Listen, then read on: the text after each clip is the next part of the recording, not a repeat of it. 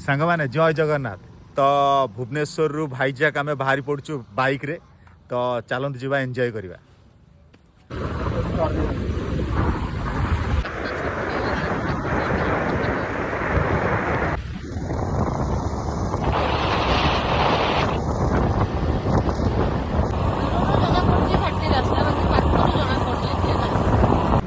कौन बा एमती मुंड तलू करके बसिलोनी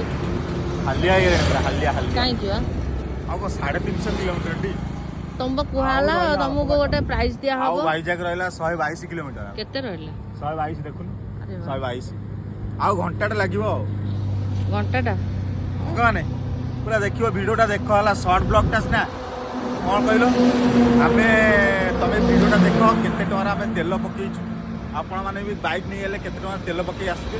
आपण केते कम खर्च रे आसी परिबे हां केते कम खर्च रे आसी केते परिबे कम खर्च न केते टोरा बाइक रे तेल पड़ले आसी परिबे हां कि नहीं माने भुवनेश्वर भाई जाय हां ना कोन आमे कहि दो भला निश्चय कहि दो वीडियो ठीक अछि तो भाई जगह अल्प बाट रहा से टिके अधा बाटर आउ 70-80 किलोमीटर अच्छी भाईजाग तो ये टिके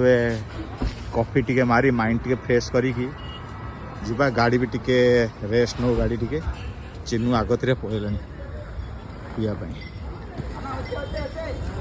कहलु सेपट अन जिनस पत्र अच्छे कौन कहलु बाबा तो पूरा हिरोइन गुड़ा देखा देखे सहीटा हूँ भेजटा तू भेजटा खाऊ मु अंडाटा खाइबी भेजटा हूँ 20 टଙ୍କା एटा हूँ केते 30 टଙ୍କା भल नहीं कौन कहलु कॉफी कौन कॉफी कर खाइबा टे कॉफी पीवा खाई सार कॉफी पीवा तापर बाहर ठीक अच्छे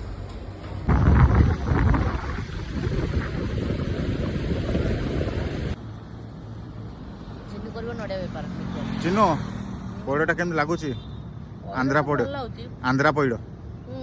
आंध्रा पौड़ बा बेसी भल लागो 30 टଙ୍କା बोली 60 टଙ୍କା हेतले भल लाइन 60 टଙ୍କା भल एटा भुवनेश्वर 60 एठी 30 टଙ୍କା सेतबे बा 2 वर्ष नडिया नै जो पौड़ नै की जीबी हां हां 20 टଙ୍କା रे सेति बिक्की 60 टଙ୍କା रे शाबाश 20 टଙ୍କା रे तू ही बड़ लोक हे नै की जदी हला आओ पी पी पेट ठंडा रहबो पौड़ 2 वर्ष नै की